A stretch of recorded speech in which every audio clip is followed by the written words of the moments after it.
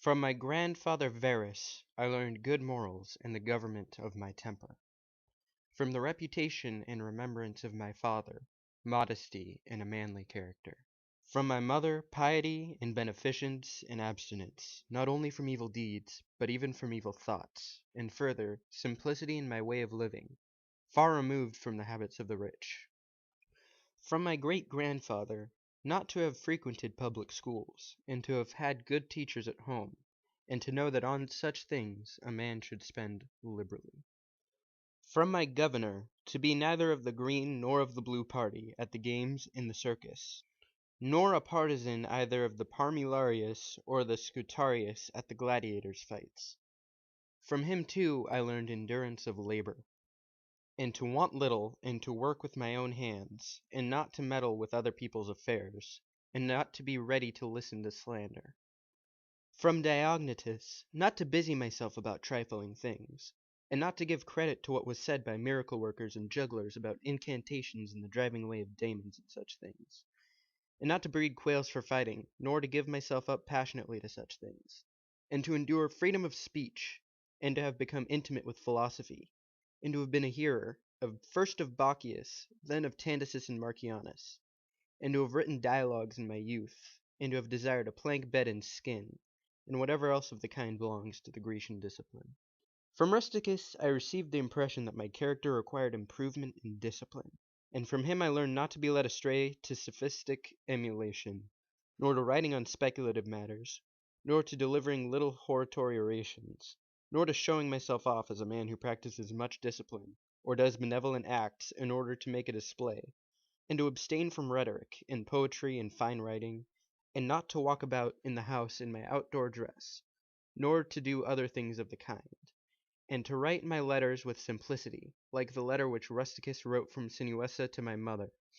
and with respect to those who have offended me by words or done me wrong, to be easily disposed to be pacified and reconciled as soon as they have shown a readiness to be reconciled, and to read carefully, and not to be satisfied with a superficial understanding of a book, nor hastily to give my assent to those who talk overmuch. And I am indebted to him for being acquainted with the discourses of Epictetus, which he communicated to me out of his own collection. From Apollonius I learned freedom of will and undeviating steadiness of purpose, and to look to nothing else, not even for a moment, except to reason, and to always be the same, in sharp pains, on the occasion of the loss of a child, and in long illness, and to see clearly in a living example that the same man can be both most resolute in yielding, and not peevish in giving his instruction, and to have had before my eyes a man who clearly considered his experience and his skill in expounding philosophical principles as the smallest of his merits. And from him I learned how to receive from friends what are esteemed favors, without being either humbled by them or letting them pass unnoticed. From Sextus, a benevolent disposition, and the example of a family governed in a fatherly manner, and the idea of living conformably to nature, and gravity without affectation, and to look carefully after the interests of friends, and to tolerate ignorant persons, and those who form opinions without consideration. He had the power of readily accommodating himself to all, so that intercourse with him was more agreeable than any flattery, and at the same time he was most highly venerated by those who associated with him, and he had the faculty both of discovering and ordering, in an intelligent and methodical way, the principles necessary for life. And he never showed anger, or any other passion, but was entirely free from passion, and also most affectionate. He could express approbation without noisy display, and he possessed much knowledge without ostentation. From Alexander the Grammarian, to refrain from fault-finding, and not in a reproachful way to chide those who uttered any barbarous or solecistic or strange-sounding expression, but dexterously to introduce the very expression which ought to have been used, and in the way of answer or giving confirmation or joining in an inquiry about the thing itself, not about the word, or by some other fit suggestion. From Fronto I learned to observe what envy and duplicity and hypocrisy are in a tyrant, and that generally those among us who are called patricians are rather deficient in paternal affection. From Alexander the Platonic, not frequently nor without necessity to say to any one, or to write in a letter, that I have no leisure, nor continually to excuse the neglect of duties required by our relation to those with whom we live, by alleging urgent occupations. From Catullus, not to be indifferent when a friend finds fault, even if he should find fault without reason, but to try to restore him to his usual disposition, and to be ready to speak well of teachers, as it is reported of Domitius and Athenodotus, and to love my children truly.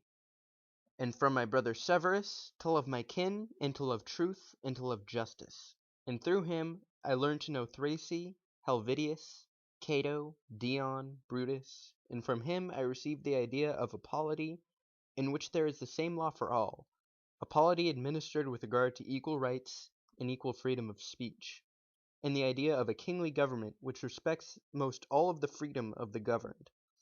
I learned from him also my constancy and undeviating steadiness in my regard for philosophy, and a disposition to do good, and to give to others readily, and to cherish good hopes, and to believe that I am loved by my friends. And in him I observed no concealment of his opinions with respect to those whom he condemned, and that his friends had no need to conjecture what he wished or did not wish, but it was quite plain. From Maximus I learned self-government, and not to be led aside by anything, and cheerfulness in all circumstances, as well as in illness, and a just admixture in the moral character of sweetness and dignity, and to do what was set before me without complaining. I observed that everybody believed that he thought as he spoke, and that in all that he did he never had any bad intention, and he never showed amazement and surprise, and was never in a hurry, and never put off doing a thing, nor was perplexed, nor dejected, nor did he ever laugh to disguise his vexation, nor on the other hand was he ever passionate or suspicious. He was accustomed to do acts of beneficence, and was ready to forgive, and was free from all falsehood. And he presented the appearance of a man who could not be diverted from the right rather than of a man who had been improved. I observed, too, that no man could ever think that he was despised by Maximus, or ever venture to think himself a better man. He also had the art of being humorous in an agreeable way. In my father I observed mildness of temper, and unchangeable resolution in the things which he had determined after due deliberation, and no vainglory in those things which men call honors, and a love of labor and perseverance, and a readiness to listen to those who had anything to propose for the common weal, an undeviating firmness in giving to every man according to his deserts, and a knowledge derived from experience of the occasions for vigorous action and for remission. And I observed that he had overcome all passion for boys, and he considered himself no more than any other citizen, and he released his friends from all obligation to sup with him, or to attend him of necessity when he went abroad. And those who had failed to accompany him, by reason of any urgent circumstances, always found him the same. I observed, too, his habit of careful inquiry in all matters of deliberation, and his persistency, and that he never stopped his investigation through being satisfied with appearances which first present themselves, and that his disposition was to keep his friends, and not soon be tired of them, nor yet to be extravagant in his affection, and to be satisfied on all occasions, and cheerful, and to foresee things a long way off, and to provide for the smallest without display, and to check immediately popular applause, and all flattery, and to be ever watchful over the things which were necessary for the administration of the empire, and to be a good manager of the expenditure, and patiently to endure the blame which he got for such conduct. And he was neither superstitious with respect to the gods, nor did he court men by gifts, or by trying to please them, or by flattering the populace, but he showed sobriety in all things, and firmness, and never any mean thoughts or action, nor love of novelty. And the things which conduce in any way to the commodity of life, and of which fortune gives an abundant supply, he used without arrogance, and without excusing himself, so that when he had them, he enjoyed them without affectation, and when he had them not, he did not want them. No one could ever say of him that he was either a sophist, or a home-bred flippant slave, or a pedant, but everyone acknowledged him to be a man ripe, perfect, above flattery, able to manage his own and other men's affairs. Besides this, he honored those who were true philosophers, and he did not reproach those who pretended to be philosophers, nor was he easily led by them. He was also easy in conversation, and he made himself agreeable without any offensive affectation.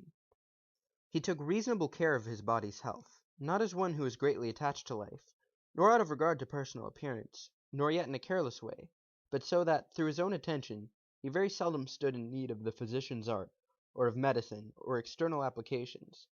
He was most ready to give way without envy to those who possessed any particular faculty, such as that of eloquence, or knowledge of the law, or of morals, or of anything else, and he gave them his help, that each might enjoy reputation according to his deserts. And he always acted conformably to the institutions of his country, without showing any affectation of doing so.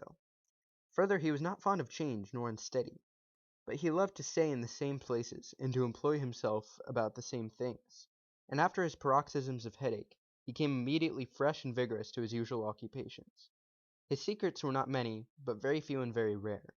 and these only about public matters,